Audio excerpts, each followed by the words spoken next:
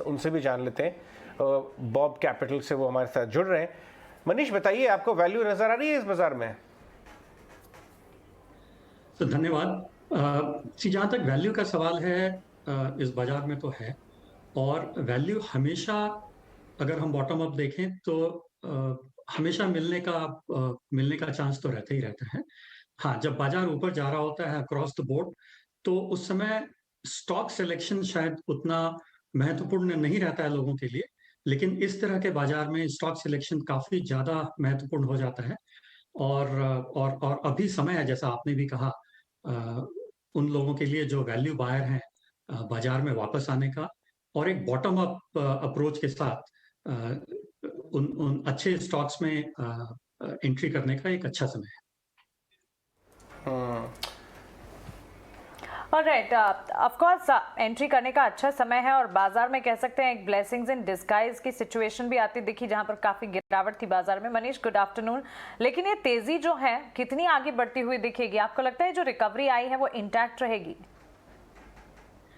अगर देखा जाए तो दो पैरेलल ट्रैक है हमारे लिए। एक जो डोमेस्टिक मार्केट है, दूसरा जो विदेशी प्रभाव है।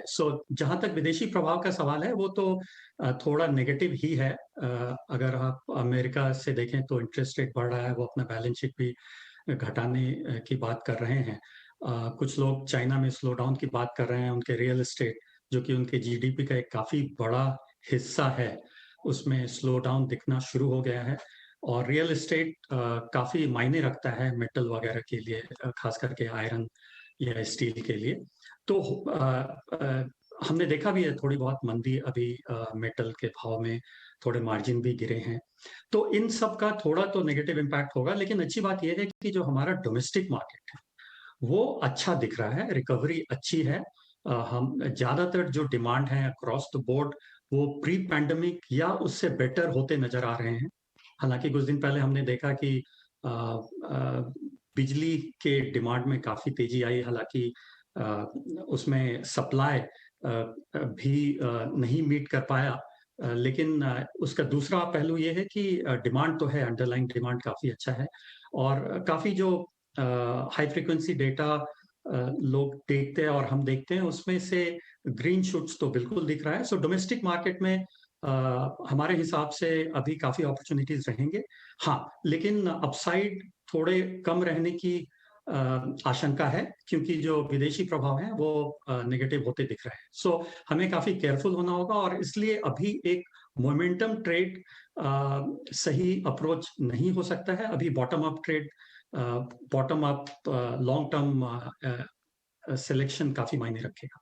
मनीष, मैं आपको ना कुछ कमेंट्री सुनवाना चाहूँगा बड़े मैनेजमेंट्स की, क्योंकि कहीं ना कहीं लास्ट 48 घंटे में जो कमेंट्री आई है अच्छे बड़े मैनेजमेंट्स की, सिप्ला के मैनेजमेंट ने काफ़ी अच्छी रिजल्ट्स थोड़े मिले जुले थे, बट गाइडेंस अच्छी थी। उसके बाद एलएनटी के मैनेजमेंट ने ऑर्डर बुक पे काफ़ी अच्छी गाइडेंस दी। टाटा मोटर्स ने भी जेएलआर के बारे में बहुत अच्छी गाइडेंस दी और बातचीत अच्छी करी। एसबीआई के भी अभी भी रिजल्ट्स आए हैं। तो ये मैनेजमेंट्स को आप जो सुन रहे हैं, उनसे क्या लग रहा है? इतना इतना ज़्यादा पैनिक मैनेजमेंट्स में है, या वो थोड़ा ब्रेवली माहौल को नेगोशिएट करके आगे बढ़ रहे हैं? और ऐसा कोई, क्योंकि डिमांड एनवायरनमेंट तो ठीक है, सिर्फ मार्जिन पे ही तो प्रेशर है। जी, सही बात है। अगर आप देखें तो रेवेन्यू पे इतना प्रेशर नहीं है। और जो कमेंट्री आपने भी अभी रेफर किया, और जो हमारी भी बातें होती हैं, कुछ सेक्टर हैं, ऐसा है जहां पे रेवेन्यू पे भी प्रेशर हो सकता है। लेकिन ज्यादातर रेवेन्यू पे प्रेशर नहीं दिख रहा है। हाँ, मार्जिन पे प्रेशर है, क्योंकि इन्फ्लेशन ग्लोबल और इंडिया में भी आगे हैं, काफी ज्यादा है। और उसका प्रभाव तो दिखेगा। ये कहना कि इन्फ्लेशन भी हो और उसका असर भी नहीं हो, वो तो अतिशयोक्ति होगी। तो इन्फ्लेशन का प्रभाव दिखेगा, मार्जिन पे प्रेशर रहेगा अभी, कम से कम एक दो क्वार्टर तक तो रहेगा ही रहेगा। क्योंकि हम नेट इंपोर्टर हैं काफी चीजों के। और इसलिए जो ग्लोबल इन्फ्लेशन भी है उसका दबाव तो बना रहेगा। लेकिन अच्छी बात यह है कि जो रेवेन्यू में ग्रोथ आ रहा है, वो शायद ये जो मार्जिन प्रेशर है उससे कहीं ज्यादा अच्छा ग्रोथ होगा। और शायद इसलिए जो नेट इनकम लेवल पे प्रभाव जो है इन्फ्लेशन का, उतना ज्यादा बड़ा हमारे यहाँ नहीं दिखेगा इंडिया में, जितना शायद विदेशी कंपनियों में दिखेगा। और इसलिए इंडिया हमारे को तो अभी ये लग रहा है कि बाकी देशों के मुकाबले कहीं बेटर प्लेस्ड है दूसरी इस बात मैं इन्फ्लेशन को आपसे झेलने के लिए। मनीष, एक और चीज़ देखने में आई है, हम आपको डेटा दिखाते हैं कि commodity prices, in fact agri commodities, normal commodity, industrial commodities सब 20% अपने टॉप से गिर गई हैं। और कल जो इन्फ्लेशन का डेटा शाम को आया, यूएस का डेटा आया था, दोनों को देख के हम जितने स्ट्रेटेजिस्ट और इकोनॉमिस्ट से बात कर रहे हैं वो ये सेंस दे रहे हैं कि इन्फ्लेशन का पीक हो चुका है। अगर इन्फ्लेशन का पीक वाकई हो चुका है तो ऑटोज़ और दूसरे स्टॉक्स, कई सारे स्टॉक्स एक्चुअली बनता है क्या लेना जो यूज़ करते हैं इन कमोडिटीज़ के, जिनके मार्जिन इस रैली के चक्कर में प्रेशर में थे। जहां तक इन्फ्लेशन का सवाल है, ये अभी दावे के साथ कहना कि हम अभी इन्फ्लेशन से उबर चुके हैं, शायद इतना आसान नहीं होगा। हाँ, लेकिन ये भी सही है कि इन्फ्लेशन शायद पीक आउट हो चुका है, और इसका जो प्रभाव है वो अभी कंपनियों के नतीजों पर नहीं पूरा आया है। और जैसा मैंने कहा कि 1-2 क्वार्टर अभी लगेगा, इसके बावजूद कि इन्फ्लेशन अगर पीक आउट हो जाता है तो। लेकिन इन्फ्लेशन के कुछ कंपोनेंट हैं जो अभी भी स्टिकी हैं।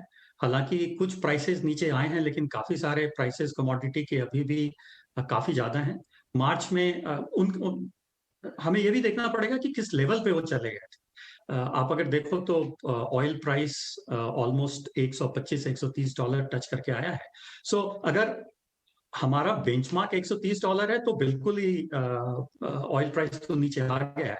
लेकिन जो कंपनियां फोरकास्ट करती हैं लंबे समय के लिए, जिसके बेसिस पे वो अपने रेवेन्यू फोरकास्ट करते हैं, मार्जिन फोरकास्ट करते हैं, उसमें वो $130 तो बिल्ड नहीं कर रहे होते हैं, वो $70, $80 बिल्ड कर रहे होते हैं। तो हम अभी वहां से कुछ दूरी पे हैं और हमें शायद कुछ समय लगेगा उस जगह पे वापस आने को।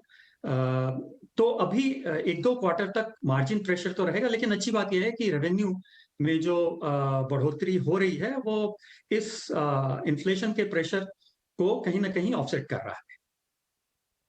बिल्कुल मनीष, साथ ही इस सिचुएशन में जहां पर हम देख रहे हैं बाजार ने 4 दिन बहुत डराया, लेकिन उसके बाद आज हमने अच्छी रिकवरी देखी। सेक्टर स्पेसिफिक मूव्स कहां पर देख रहे हैं? आपके पसंदीदा स्पेसेस कौन से होंगे? क्योंकि हम डोमेस्टिक मार्केट को प्रेफर कर रहे हैं और इसलिए जो कंपनियां डोमेस्टिक मार्केट से ज्यादा मुनाफा कमाती हैं हम उनको अभी प्रेफर करेंगे अगले कुछ समय के लिए, जब तक विदेशी प्रभाव थोड़ा कम होता हुआ नहीं दिखता है। तो इसमें कंज्यूमर ड्यूरेबल होंगे, कंज्यूमर स्टेपल होंगे, और एक जो स्ट्रक्चरल थीम है वो है पर्यावरण से जुड़ी जितनी भी कंपनियां हैं, जो भी कंपनियों को मदद करेंगी अपने पोल्यूशन को कम करने में, अपने इन्वायरमेंटल फुटप्रिंट को कम करने में, वो सारी कंपनियां अच्छे नतीजे देती रहेंगी। जो एक्सपोर्ट ओरिएंटेड सेक्टर है उसमें एक केमिकल है जिसमें अभी भी लगता है कि थोड़ी बहुत ग्रोथ बाकी है, क्योंकि चाइना प्लस वन स्ट्रैटेजी जो है उसमें भारत का काफी महत्वपूर्ण स्थान है केमिकल में, खास करके कंपेयर टू अदर कमोडिटीज। तो केमिकल में अभी भी एक टेलविंड है, और कुछ कंपनियां अच्छी करेंगी, और बाकी कंपनियां जो देशी बाजार से जुड़ी हैं वो अच्छी करेंगी। और ये समय अच्छा है उन कंपनियों पे पोजीशन बनाने का। कुछ 2 व्हीलर कंपनियां भी अच्छी करेंगी, मॉनसून अगर अच्छा दिख रहा है, ट्रैक्टर अच्छे करेंगे, तो इन सब कंपनियों के लिए अभी पोजीशन बनाना अच्छा है। बिल्कुल। Good afternoon Manish. Priyanka here. जिस तरह से आप बता रहे हैं कि एक रैशनल आपने शेयर किया कि क्या रीजन है जिसकी वजह से आपको स्पेसेस अच्छे पसंद आते हैं, ऑटोमोबाइल पर आपका व्यू कितना डिवाइडेड या फिर कितना यूनानिमस है? पूरे ऑटो स्पेस को क्या आप एक नज़र से देखना चाहिए या फिर इसे एक स्प्लिट व्यू देखना चाहिए कि 2 व्हीलर स्पेस के लिए अलग कंसर्न्स रहेंगे, ईवी की डिस्ट्रप्शन होगी, शायद पैसेंजर व्हीकल, कमर्शियल व्हीकल्स के अलग ट्रिगर्स होंगे? इस पूरे स्पेस में अगर इस तरह की कोई थीम को फॉलो किया जाए तो आपको कौन सी थीम पसंद आएगी? एक तो 2 चीजें हैं। एक तो पूरे डिमांड की बात है। सो डिमांड तो इम्प्रूव होता हुआ दिख रहा है, और demand across the board improve होता हुआ दिख रहा है। 4 व्हीलर में भी इम्प्रूवमेंट की बात कर रहे हैं लोग, टू व्हीलर में भी इम्प्रूवमेंट की बात कर रहे हैं, लेकिन सबके अपने अपने डायनामिक्स हैं। जहां तक ईवी का सवाल है, टू व्हीलर में काफी ज्यादा तेजी से ईवी का एब्जॉर्प्शन होता हुआ दिख रहा है कंपेयर टू फोर व्हीलर, और शायद ये ट्रेंड कंटिन्यू करेगा। टू व्हीलर में पहले ट्रेंड दिखेगा क्योंकि वो ज्यादा आसान है। फोर व्हीलर में पूरा इकोसिस्टम बनाना और फिर पूरे इंडिया में उस इकोसिस्टम को इफेक्टिवली इम्प्लीमेंट करने में समय लगेगा। लेकिन ईवी पर से दोस्त भी है, और कुछ क्षण तक वो दुश्मन भी हो सकता है कंपनियों के लिए। डिपेंड करेगा कि कंपनियां अपना ईवी पॉलिसी किस तरह से डेवलप करती हैं। ये तो तय है कि आज से 15-20 साल बाद जो मेजॉरिटी गाड़ियां बिकेंगी वो इलेक्ट्रिकल होंगी, लेकिन आज और उस समय के बीच में कंपनियां अपना जो स्ट्रैटेजी है वो किस तरह से तय करेंगी, उस पे निर्भर करेगा कि कौन सी कंपनी बेहतर करेगी।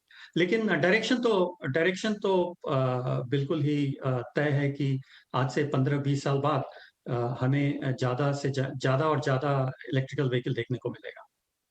डेफिनेटली। मनीष, आईटी और बैंकिंग स्पेस पर आपका नजरिया क्या होगा, क्योंकि करेक्शंस वहां पर देखने को मिले हैं और अब सिचुएशन ऐसी होती हुई दिख रही है। इनफैक्ट बैंकिंग में तो एक तरह से कह सकते हैं रिलीफ बाउंस आता दिख भी चुका है। क्या दोनों स्पेसेस में आप रिलीफ और बाउंस आते हुए दिखेंगे? जहां तक आईटी का सवाल है, ये फिर से एक स्ट्रक्चरल स्टोरी है, लेकिन ये स्टोरी काफी कुछ विदेशी बाजारों पर भी निर्भर करता है। तो जहां तक structural part of the story का सवाल है, वो तो बिजनेस, एक बेस बिजनेस तो आता रहेगा, लेकिन एक जो आइसिंग ऑन द केक होता है उसका उस पे थोड़े विदेशी कुछ जो फैक्टर का हमने बात करा उसका तो असर पड़ सकता है। तो सो उस हिसाब से अगर देखा जाए तो आईटी पे स्टैंड अभी थोड़ा न्यूट्रल रहेगा। हम नेगेटिव तो बिल्कुल भी नहीं है आईटी पे, क्योंकि स्ट्रक्चरली ये काफी अच्छा सेक्टर है और डिजिटाइजेशन तो बढ़ता जाना है।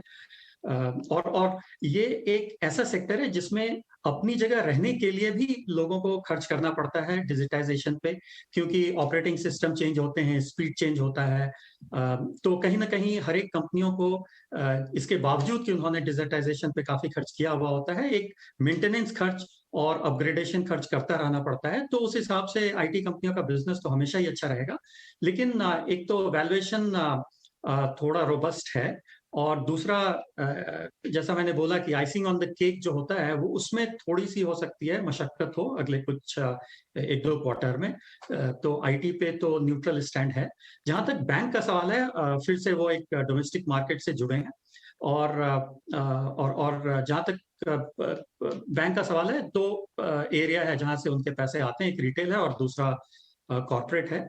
तो रिटेल का मोमेंटम ठीक है और वो बेहतर ही होता जाएगा उसमें, और एसेट क्वालिटी तो इम्प्रूव हो ही गया है। तो अब शायद लोग एसेट क्वालिटी को देखना छोड़ दें और ग्रोथ की तरफ ज्यादा ध्यान दें बैंक के लिए। जो नेक्स्ट लेग ऑफ ग्रोथ है वो एक बार कैपेक्स साइकिल शुरू होगा तो एक ज्यादा मजबूत और रोबस्ट और लॉन्ग टर्म ग्रोथ देखने को मिलेगा। जहां तक कैपेक्स साइकिल का सवाल है, उस पे हमारे को लगता है कि अभी 2-3 क्वार्टर और शायद लगे कैपेक्स साइकिल को मीनिंगफुली इस लेवल पे आने पे कि वो बैंक के क्रेडिट ग्रोथ में मीनिंगफुली दिखने लगे। तो बैंक पे भी हमारा अप्रोच बॉटम अप होगा, एक सेक्टर वाइज बुलिश अप्रोच नहीं होगा। सेक्टर वाइज शायद हम न्यूट्रल रहें, लेकिन बॉटम अप हमें जो बैंक लगता है वो इस सिचुएशन को बेटर एक्सप्लॉइट कर सकता है, उस पे हमारी नजर ज्यादा रहेगी। ऑलराइट, तो क्लियरली ये राय मिलती हुई दिख रही है। मनीष, शुक्रिया सेक्टर स्पेसिफिक अप्रोच हमें बताने के लिए, बाजार पर आपका नजरिया हमें बताने के लिए, और साथ ही कहाँ पर सबसे ज्यादा आपको थीम बेस्ड एक्टिविटी दिख रही है ये भी हमें बताने के लिए। Have a nice weekend to you. चलिए